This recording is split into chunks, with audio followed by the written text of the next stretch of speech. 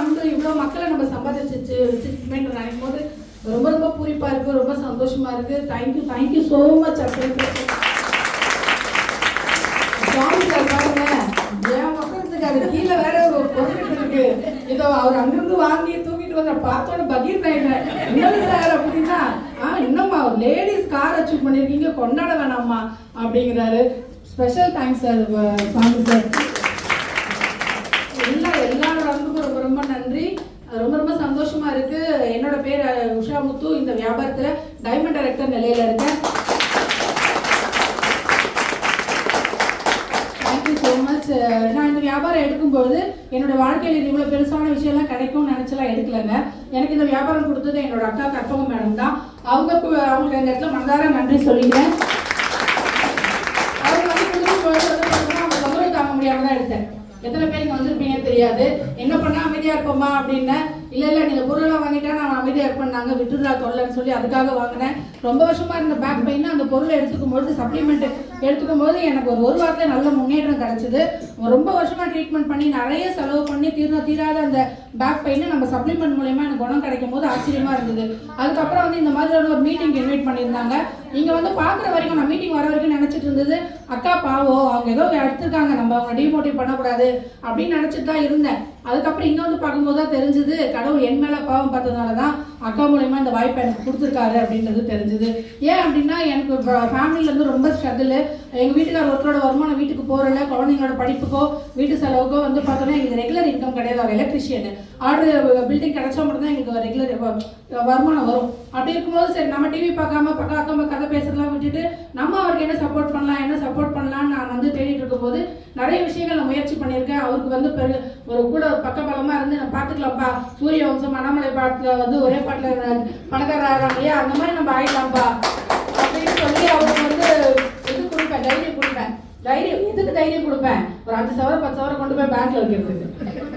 ஓகேங்களா, என்னன்னா எதனா கடை வைக்கலாம், எதனா தொழில் பண்ணலாம் அப்படின்னு சொல்லி ஒரு கடைக்கு 4 கடை திறந்தேன். அது இல்லாம ஒரு லேடிஸாக நம்ம என்னெல்லாம் பண்ணுவோமோ சாரி பிசினஸ் அது இதுன்னு நிறைய விஷயங்கள் நான் ட்ரை பண்ணி அவருக்கு நம்பிக்கை கொடுத்து ஒரு காலகட்டத்தில் அம்மா நீ அமைதியா இருந்தா போதுமா அப்படிங்கிறாரு.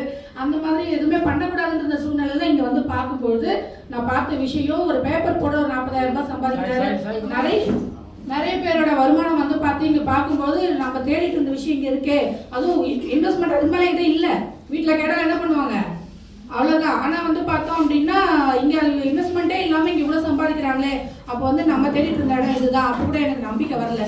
நிறைய நஷ்டம், நிறைய இழப்பு, நிறைய பயம். அப்போ வந்து பார்த்தோம்னா இங்கே வரும் அப்படின்னு சொல்லிட்டு கேட்கும்போது கூட முழுசா மைண்டு நம்பலை. அப்போ கூட என்னோட எதிர்பார்ப்பு என்னன்னா 2000 ரூபாய் வந்தால் போதும், நம்ம இதில் வந்து முயற்சி பண்ணி பார்க்கலாம் அப்படின்னு சொல்லி நான் முயற்சி பண்ணேன். 2000 ரூபாய் 3-4 மாசத்துலேயே வந்துருச்சு. அந்த வருமானம் படிப்படியாக வளர்ந்து என்னோட வருமானம் அதிகபட்சமாக 60,000 ரூபாய் பக்கம் இங்கே நான் வாங்கிட்டு.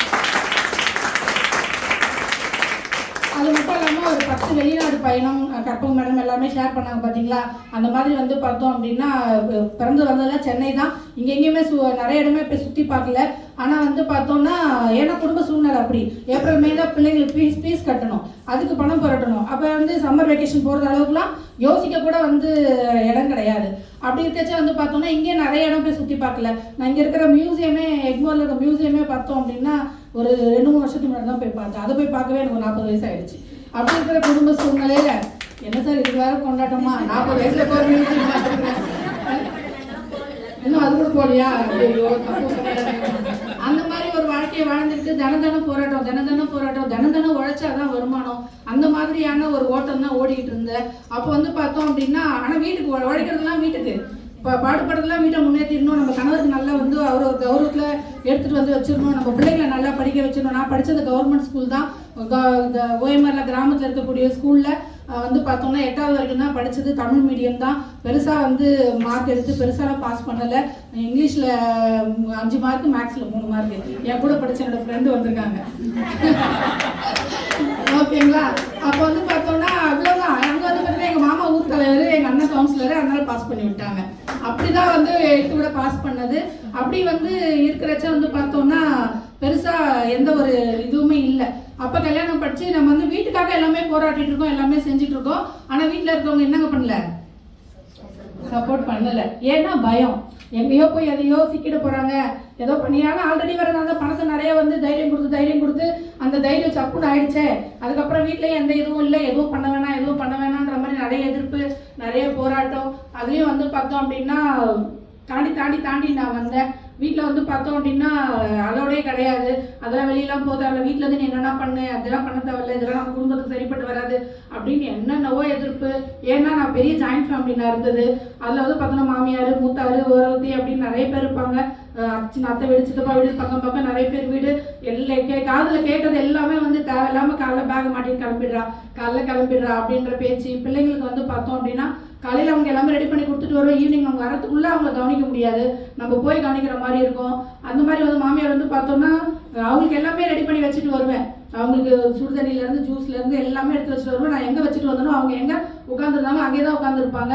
எந்திரிச்சு போய் குழந்தைங்க வந்துட்டாங்களே அவங்களுக்கு ஏதாச்சும் கொடுப்போன்னு கூட கொடுக்க மாட்டாங்க. ஏன்னா அதே பழகிடுவா, நம்ம வந்து செஞ்சுட்டோம்னா அப்படின்னு சொல்லி இது பண்ணுவாங்க. அந்த மாதிரி வந்து பார்த்தோம் அப்படின்னா இப்படி தான் போயிட்டு இருந்தது. எந்த ஒரு இதுவும் கிடையாது. நிறைய ட்ரைனிங் மீட்டிங்லாம் வரத்துக்கு கையில் பணம் கூட இருக்காது. நிறைய லீடர்ஸ் நினச்சிட்டு இருப்பாங்க வந்து லீடர்ஸ்லாம் வந்து கையில் ஏதோ கட்டுக்கட்டாக பேங்க்லேருந்து போய் வித்ட்ரா பண்ணி எடுத்துகிட்டு வந்து பேக்கில் ஹேண்ட் பேக்கில் போட்டு எடுத்துகிட்டு வராங்க, நம்மளுக்கு தான் வந்து கையில் வரது காசு இல்லைன்னு நினச்சிப்பாங்க. நிறைய நாள் வந்து போகிறதுக்கு மட்டும்லாம் காசு வச்சுட்டு போய் திரும்ப வரும்போது அங்கேருந்து ஏதோ புரட்டிட்டு வந்த நாளெல்லாம் நிறைய உண்டு. அந்த மாதிரியான நிறைய ஸ்ட்ரகிள்ஸில் வந்து இந்த பிஸ்னஸ் வந்து கடந்து வந்தது உண்டு. அப்படி இருக்குது. அது எல்லாத்தையுமே தாண்டி வந்து பார்த்தோன்னா ஃபீல்டு ஒர்க் போகும்போது அந்த இதெல்லாம் அனுபவிக்கணும். லேடிஸாக நம்ம வந்து காலையில் கிளம்பி போகிறோம், நைட்டு ரிட்டர்ன் வரும், அந்த மாதிரிலாம் இருக்கும் இல்லைங்களா. அந்த மாதிரிலாம் வந்து பார்த்தோன்னா லீடர்ஸ் தைரியம் கொடுத்துருக்காங்க. அந்த மாதிரி எல்லாமே கடந்து வந்திருக்கிறோம். அப்போ வந்து பார்த்தோன்னா நிறைய நாள் வந்து நான் நிறைய லேடிஸை போய் பார்க்கும்போது சொல்லுவாங்க, என் பசங்களில் பார்த்துக்கணும், எங்கள் வீட்டுக்காரர் அதெல்லாம் ஒத்துக்கவே மாட்டார், பசங்களுக்காக நீ பசங்களுக்காக அந்த பசங்களுக்காக அவங்க என்ன பண்ணுறாங்கன்னு பார்த்தீங்கன்னா வீட்டில் 10 நாடகம் பார்க்குறாங்க. பசங்களுக்காகன்னு வீட்டை வந்து பத்திரமா பார்த்துக்கிட்டு வீட்டில் உட்காந்துருக்குறாங்க. ஆனால் நானும் பசங்களுக்காக தான் வந்தேன், பசங்களுக்காக தான் போராடினேன். என் பையனோட கனவு, என் பையனோட ட்ரீமு இன்னைக்கு 12 லட்சம் ரூபாவா என் கையில் இருக்கு. ஏன்னா நாங்கள் ஜாயின்ட் ஃபேமிலி, எங்களுக்கு வந்து கொஞ்சம் வருமானம் கம்மி. எங்கள் வீட்டில் எல்லாருக்கிட்டையும் கார் இருக்குது. அந்த காரில் அவங்க எங்கேயாச்சும் வெளியில் போகும்போதெல்லாம் காரில் தான் அவங்க கூட தான் போவோம். ஏன்னா அவங்களுக்காண்டி நான் பஸ்லேயோ வரலையோ போக முடியாது. அப்போ வந்து அவங்க வந்து நம்ம உட்கார வைக்கிறது எங்கே உட்கார வைப்பாங்க, ஃப்ரெண்ட்ஸ் இல்லையா. பேக் எங்களுக்கு 7 சீட்டர் அப்படி தான் இருக்கும். பேக்கில் பின்னாடி உட்கார பசங்க ஹைட்டாக இருப்பானுங்க, அங்கே போய் உட்காரத்துக்கு இடிக்கும் அவனுங்களுக்கு, அவங்க பிடிக்காது, அவனுக்கு வேணான்னு சொல்லுவானுங்க, அட்ஜஸ்ட் பண்ணிக்கணும். அவனுங்களை வேற நான் கெஞ்சணும், காரில் வேற இடம் கேட்டு கெஞ்சணும். அந்த மாதிரி வந்து போவோம். அங்கே போகிற இடத்துல ரெசார்ட் அந்த மாதிரி இடத்துல அவங்க என்ஜாய் பண்ணிட்டு இருப்பானுங்க. இவங்க கிளம்புற சீக்கிரத்துக்கு நாங்கள் வேற சீக்கிரம் கிளம்பி வரணும், அதுக்கு வேற அழுகுவானுங்க. அந்த மாதிரிலாம் வந்து பார்த்தோன்னா கஷ்டப்பட்டு இது பண்ணி வந்துருக்கிறோம். அப்போல்லாம் அவனுங்க வந்து ஒரு மாதிரி ஃபீல் பண்ணுவானுங்க, வந்து எதுக்கு இப்படி வேணாம் அப்படின்னு சொல்லி ஃபீல் பண்ணுவானுங்க. அந்த மாதிரி வந்து பார்த்தோன்னா இன்னைக்கு என் பையன் கார் எடுத்துக்கிட்டு டிரைவர் சீட்டில் உட்காரலாமா, கோ டிரைவர் சீட்டில் உட்காரலாமா அவன் டிசைட் பண்ணி கிளம்பிட்டு இருக்கிறான். அப்போ அந்த மாதிரியான ஒரு விஷயம் வந்து இந்த வியாபாரம் கொடுத்துருக்கு. நிறைய வெளிநாட்டு பயணம். எங்கள் வீட்டுக்கார் வந்து பார்த்தோம் அப்படின்னா நான் ஃபஸ்ட்டு ட்ரிப்பு 2013 துபாய், 2014 சைனா. அந்த சைனா ட்ரிப்பை அவரை கூட்டிகிட்டு போனேன். போகும்போதே 3 ஃப்ளைட்டு. அது வரைக்கும் அவரோட சப்போர்ட் எனக்கு சுத்தமாக கிடையாது. வந்து அப்போ வந்து பார்த்தோம் அப்படின்னா அந்த ட்ரிப்பை வந்து பார்த்துட்டு அவர் சொன்ன விஷயம், ஏதோ சோப்பு பேஸ்ட்டை சுற்றிட்டு நினச்சேன், அதனால தான் எனக்கு வந்து சப்போர்ட் பண்ணலை. ஆனால் இவ்வளோ பெரிய விஷயத்தில் கொண்டு வந்து நிறுத்தியிருக்க, வந்து எனக்கு என்ன சொல்கிறதே தெரியல, இதுக்கப்புறம் என்னோட சப்போர்ட் ஃபுல்லாக இருக்கும் அப்படின்னு எனக்கு சைனாவில் வச்சு உலக அதிசயத்தில் வச்சு சொன்னார். இன்னைக்கு வரைக்கும் அவரோட சப்போர்ட் எனக்கு முழுமையாக இருக்குது. என்னோட சக்ஸஸ் தான் முன்னாடி தெரியுது. எனக்கு பேக் போனாக இருக்கிறது என்னோட கணவர் தான். அவரோட சப்போர்ட் மூலயமா தான் இந்த இடத்துல வந்து லேடிஸ் எல்லாம் அச்சீவ் பண்ணிட்டு இருக்கோம். அவ்வளோ லேடிஸ் நீங்கள் அச்சீவ் பண்ணுறோம் அப்படின்னா நம்ம வீட்டில் உள்ளவங்க சப்போர்ட். ஆனால் வீட்டில் உள்ளவங்க சப்போர்ட் ஆரம்பத்தில் கிடைக்கிறதுக்கு வாய்ப்பு இல்லை. ஆனால் அது கிடைக்கிற வரைக்கும் நம்ம நிற்கணும். அதுக்கு நிறைய ஸ்ட்ரகிள்ஸ் இருந்தாலும் நம்ம வந்து, ஏன்னா இந்த வியாபாரம் எனக்கு தெரியாது, நான் வந்து பெருசு நாலேஜ் கிடையாது, ஒரு பிஸ்னஸ் பண்ணுற அளவுக்கு தெரியாது. ஆனால் வந்து பார்த்தோம் அப்படின்னா இங்கே வந்து கற்றுக்கிட்டேன்.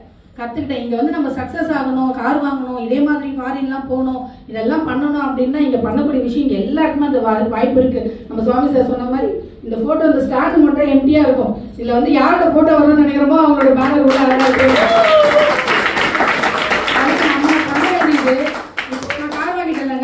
பைக்கில் போனேன், வெயில் காற்று மழை எல்லாத்துலேயும் இந்த பைக்கில் தான் பயணம் பண்ணியிருக்கேன்.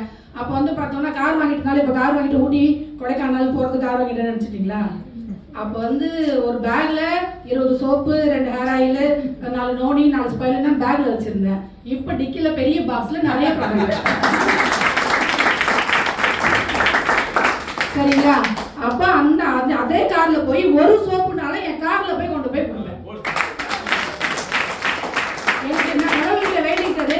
ஷோரூம்ல இருந்து கோவிலுக்கு போய் சாவி கொடுத்து பூஜை போடும் போதே நாங்க நின்று வேண்டிக்கிட்டது, ஒரு சோப்புனாலும் இந்த கார் இல்ல, இதுக்கு அப்புறம் இது என்னோட ஃபர்ஸ்ட் கார் வியாபாரம் மூலியமா, ஏன்னா கார் பண்ணி நம்மளுக்கு வந்துட்டே இருக்கும். அதனால தான் நம்ம லீடர்ஸ்லாம் பாருங்க 3வது கார் சொல்ல போறோம்னு சொல்றாரு.